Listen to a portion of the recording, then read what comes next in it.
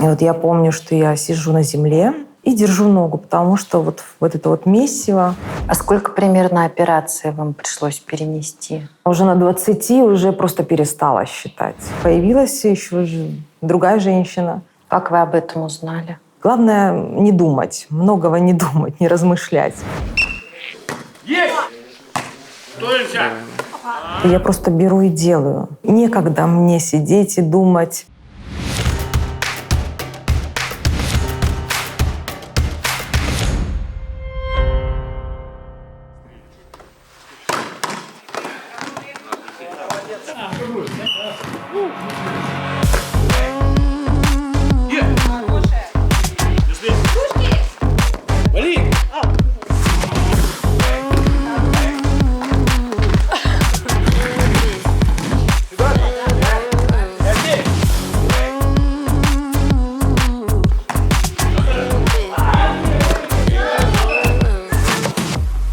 Какие основные отличия от обычного волейбола у волейбола сидя? Размер самой площадки, да, это размер, высота сетки. Меньше, да, площадка? Да. Вот. И, соответственно, если, например, в классике 9 на 18, да, здесь у нас идет намного меньше, размер 10 на 6. Ну а главное отличие от классического волейбола, что в волейболе сидя можно блокировать подачу соперника. То, чего нет в классическом волейболе. Я вот наблюдала со стороны, думаю, боже мой, как вот мне было бы очень сложно усидеть и не вскакивать. Да. Особенно, когда тебе нужно сделать Вот надо, да. усилие, Подъем, движение. да, то есть, получается, в пятой точке от пола он фиксируется судьей. Ольга, расскажите, что произошло, почему в жизни появился протез? В 9 лет я попала под автобус. Перебегала дорогу. Виновата абсолютно я. У нас было 3 девочки. Мы шли со школы, нам было по 9 лет. Мы шли по тротуару, разговаривали, беседовали. И просто по какому-то щелчку я просто взяла и побежала через дорогу. И автобус меня сбивает передним колесом. Что помните? Боли я не чувствовала. Был шок, конечно. Сознание не теряла. И вот я помню, что я сижу на земле и держу ногу, потому что вот это вот месиво. И напугана. Не знаю, что произошло, как попутка, которая ехала впереди, меня сразу подхватила и в больницу. Все, кто готов, начинает. Руки прямые.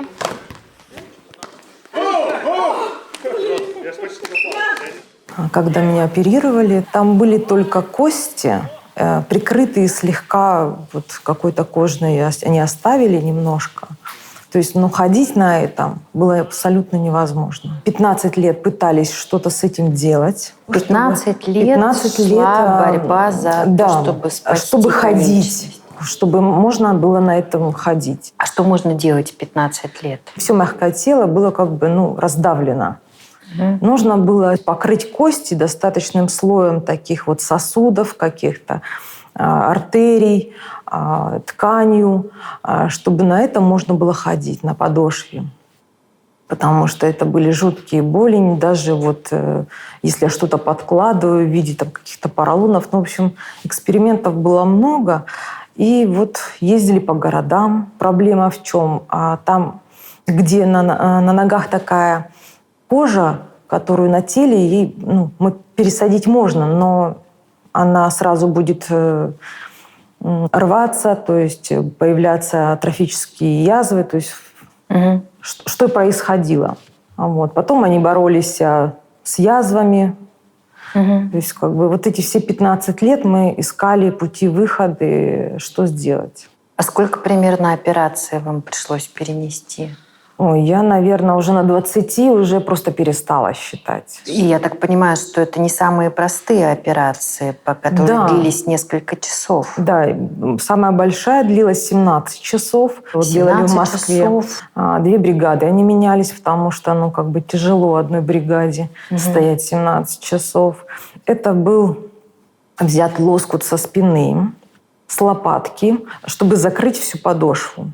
4 дня где-то я была в реанимации. Прижиться прижилась, но на этом ходить все равно было невозможно. Ну, это буквально несколько дней, и это сразу в кровь. То есть 15 лет вся эта Да. борьба ни к чему Ни к чему не привела, нет. а привела к решению об Да. ампутации. Это было ваше решение. Даже сомнений, что вот зачем я это сделала, не было.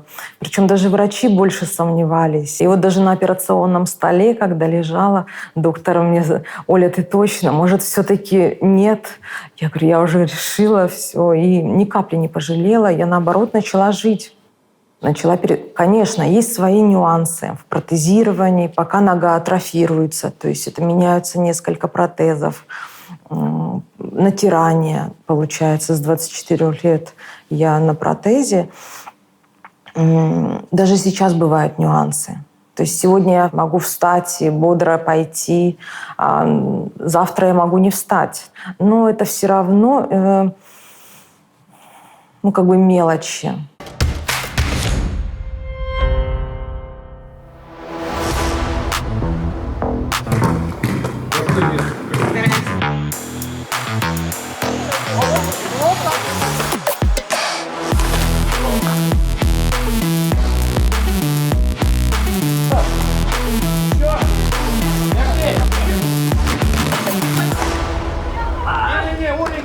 Ольга Валерьевна, а Ольгу вы назначили капитаном женской команды. За что? За какие заслуги? С Олей мы познакомились, когда она приехала в Санкт-Петербург, и узнали, что ранее она тоже занималась волейболом сидя. А на тот момент мы только хотели создать как раз женскую сборную. Мужская у нас уже действовала 2 года, а вот женской мы мечтали. И, конечно, Олю в первую очередь назначили за опыт. Второе, за ее мудрость. Мудрость. Да, у нее очень человеческие качества. Это лидер по натуре, это работяга по натуре своей. Доброжелательная, девчонки ее все любят, уважают в команде. И это очень-очень важно, когда Новость есть для меня. право. Что, никогда тренер не говорил ранее Нет, этого? откровенничали ранее. Да, когда у тренера в команде есть такой человек, что коллектив ему доверяет, это правая рука. Мгм. И, слава богу, у нас, по-моему, в команде вообще не было никаких конфузов, Нет. пока Оля руля у нас. В чем задача капитана? Больше, наверное, держать эмоциональный фон. Конкретно на играх, серьезных играх. Если вдруг какая-то ситуация, допустим, А какая, например? Про какие эмоции вы говорите? нужно завести, поднять их, немножко разбудить, поддержать, похвалить. Это тоже очень главные моменты такие, которые их заставляют играть, шевелиться.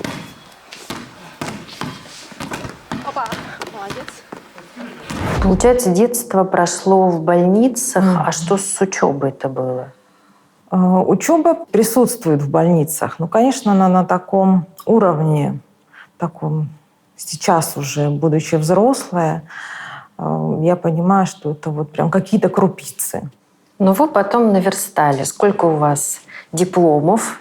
4 диплома. Я потом, когда более-менее начала ходить, и вот мне вот настолько не хватало вот каких-то, вообще знаний. И мне вот такой интерес. А что оканчивали? Что изучали? Закончила сначала 4 года ПТУ на портного, Угу. далее закройщик с красным дипломом, потом поступила в техникум на технолога швейного производства, заканчивала тоже с красным дипломом. И вот последний университет, художник-дизайнер, тоже с красным дипломом на очном отделении уже в 33 года. Но это было все еще, исключая последний вуз, когда вы достаточно плохо себя чувствовали, до ампутации. Да, это было до Как в ампутации. таком состоянии уезжать знаете, далеко от родителей? С 9 лет я почти не находилась дома. То есть я быстро очень стала самостоятельной. И вообще, наверное, каждый к своей болячке все равно привыкаешь. И к боли привыкаешь. Стараешься не обращать внимания, хочется так же общаться, как остальные дети. Играть там, чем-то увлекаться. Оно есть, то есть там боль какая-то, там температура. Ты вот как-то абстрагируешься от этого, и все равно хочется жить полноценно. Ваше образование это было не для галочки, не для корочки. Нет. У вас есть свое Наверное. ателье, правильно? Ну, можно так.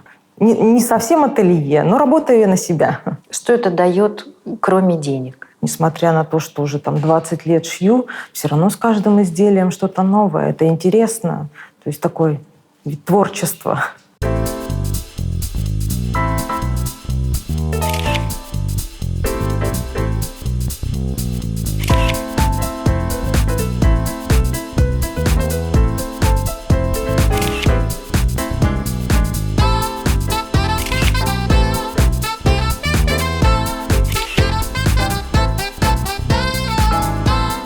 В одном из вузов, в техникуме в Ростовской области, вы познакомились со своим мужем. Да, я уехала в родной город. Он еще заканчивал. Потом приехал ко мне и сказал, что вот хочу с тобой, без тебя не хочу. И вот так вот мы 8 лет прожили у меня в городе. Почему расстались? Появилась еще другая женщина. Как вы об этом узнали? Загрузила просто компьютер, и там страница его была не закрыта. Аккаунт в соцсетях? Да, в соцсетях. И я увидела как бы переписку с другой женщиной. И я на следующий день сразу подала на развод. Да, Без сама пошла. объяснений? Ну, я считаю, когда все очевидно, то есть как бы все понятно, что разговаривать? У вас к тому моменту уже был Да, ребенок. был То есть ребенок. легко ли было вот так решиться, пойти на принцип? Я себя не ломала. Вот я как чувствовала, все. Мне вот как будто в одночасье человек стал чужим. Когда ушел, он помогать абсолютно, ну, как бы не стал не помогать, ничего, ссылаясь на то, что у меня нет возможности. А я еще была студенткой университета очного отделения. Днем училась. И тогда 2-3 часов приходила домой, занималась с сыном. Параллельно я еще работала. То есть вот приходилось как-то совмещать все это. Какой бы совет дали, если кто-то вот оказался в вашей ситуации? Главное не думать, многого не думать, не размышлять. Читать, я не знаю, там, увлечься чем-то, если вдруг есть время. Если нет, окунуться в семью, ну, дети, родители. Ну, какую-то, не знаю, цель себе, может быть.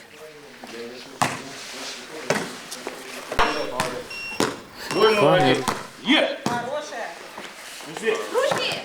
А вот какие ограничения, запреты и правила? То есть как можно перемещаться? Я смотрю, что руками все-таки можно, да, себе помогать. Отталкиваться, да, Можно, можно да? перемещаться, Да. да.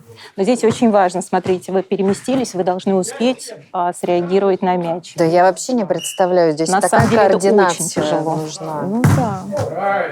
Это очень И тяжело. какие основные мышцы, получается, задействованы при перемещении?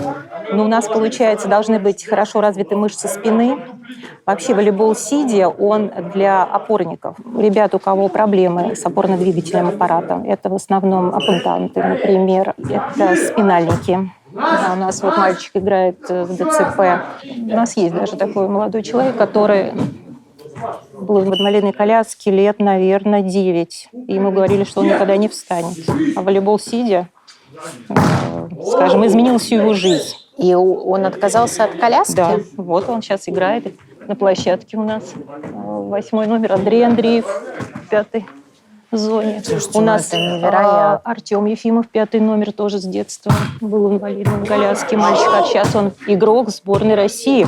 То есть у нас у мужчин, в мужской сборной 2, получается, игрока не входят в состав сборной России.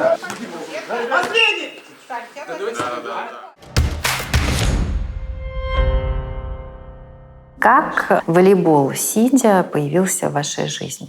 Во время, когда я училась в техникуме, только поступила, мне предложила преподаватель физкультуры: Оля, я хотела бы, чтобы ты пришла, посмотрела на наш волейбол сидя. Первая у вас какая реакция была? Волейбол, слово мне знакомо. Сидя мне абсолютно, ну, как бы А вот непонятно вместе, да, было. непонятная Вместе конструкция. сложить было сложно, пазлы не складывались. Вот. Я пришла на тренировку, когда я увидела, что можно не задействовать ноги и быть в большом спорте, в командном. Для меня это было большое открытие. Ну и постепенно начала ходить на тренировки. Но у вас там в какой-то момент появился шанс в Москву переехать, да, и играть в основной сборной. На соревнованиях мы встречались с московской сборной женской. Тренер присмотрел как игрока, вышел на меня, предложил ехать на соревнования в Америку. Я сделала загранпаспорт. Вот буквально я получаю загранпаспорт, и в этот день я узнаю, что я жду ребенка. Естественно, мы с мужем долго пытались, лет 6 где-то. И я в пользу ребенка, конечно, отказываюсь от волейбола, потому что тренировки достаточно сложные. Но переехав в Петербург, волейбол сидя вернулся в вашу жизнь. Конечно, я не забывала волейбол. Настолько мне он полюбился. И вот я нашла свой вид спорта. Прирос он ко мне так. И вот я постоянно думала, так, если перееду, надо попробовать найти команду. Ваш переезд в Петербург помог Петербургу создать женскую команду по волейболу сидя. Ну, не хочется так на себя Ну, так и есть. Одеяло тянуть. Ну, я надеюсь, что какая-то вот доля. Потому что ваши там. поиски привели к тому, что Когда эта команда я пришла, создалась. К ним были одни ребята. Девочек не было абсолютно. И вот постепенно начали добавляться, как-то кто-то узнавал, кто-то приводил. И вот так вот мы набрали. В зеркало давайте попробуем. Вот. В зеркало.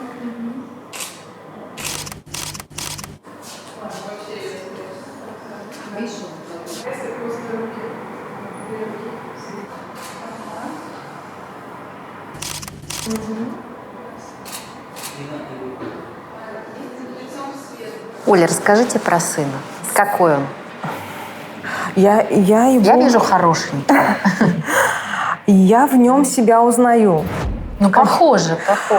Даже не внешне, а в характере. А какой у него характер? Он очень коммуникабельный. Он выходит во двор, у него сразу все друзья. Он приходит: мама, у меня друг, и этот друг, и второй друг. Очень, мягкий, не грубый, не жесткий, не жестокий. И в этом я себя вижу. Ну, он, наверное, в какой-то момент задал же вопрос, что почему мы с папой больше не живем. Вы знаете, на удивление, он ни разу не задал мне этого вопроса. Хотя в 3 года, когда папа перестал с нами жить, он сложно ему удалось. Да, переживал, где-то даже плакал. Мы попытались с мужем найти. Я говорю: смотри, сын плохо реагирует на то, что у тебя нет в его жизни. Поэтому находи возможности, находи время общаться, видеться. То есть, несмотря на никогда... то, что, в общем-то, вы хотели вычеркнуть из жизни бывшего мужа, ради ребенка вы... У меня никогда не вставал вопрос или даже мысли, чтобы манипулировать. Абсолютно. Нет, я не вижу в этом вообще смысла и зачем. После мужа новые отношения появились? Нет. Какие-то попытки были, да, но сейчас у меня такая вот деятельность, такая жизнь. То есть вы что хотите сказать? Вам некогда, не до любви? Ну, наверное, никто не поверит, да, никогда. Я думаю, что, в моей жизни, в моей деятельности не попадается человек, то есть в окружении, а ходить где-то целенаправленно. То есть я бы хотела, конечно, семью полноценную, может быть, где-то. Ой, я уверена, что судьбоносная встреча не за горами. Может быть. У вас в Инстаграме видела, вы делитесь книгами из категории, так сказать, популярная психология. Это для меня такое открытие, и вот это прям мое. Я поняла, что мне это нравится. Что вы имеете в виду?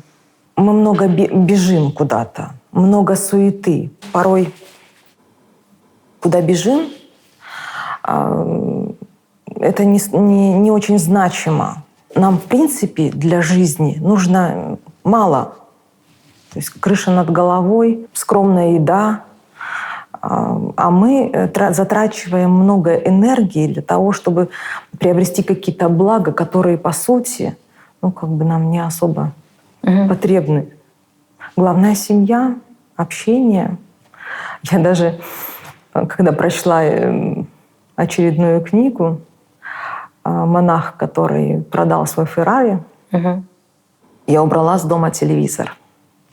Вот просто мне жалко стало времени. Я это время потрачу, чтобы пообщаться с ребенком, сесть, попить чай, поговорить, как прошел у него день в школе, какие-то его мечты, какие-то, возможно, цели. Для меня вот это стало важно. Что еще оказалось лишним в жизни? Я пересмотрела круг общения. Я много себя растрачивала. И прям перестали общаться с Нет, не какими-то перестала. людьми? Я просто стала, допустим, лишний раз говорить, что я занята, я не могу встретиться. Стала, в семье немножко быть больше. Не тяжело оказалось быть одной с ребенком в другом городе? Родители, я так понимаю, в Кургане, да? Да, родители остались в Кургане. Я, вы знаете, не сижу, не размышляю. Сложно, тяжело. Я просто беру и делаю. Если я сегодня встала, да, нога мне сегодня дала возможность ходить без боли или там еще что-то, я стараюсь максимум сделать. Некогда мне сидеть и думать, тяжело мне или нет.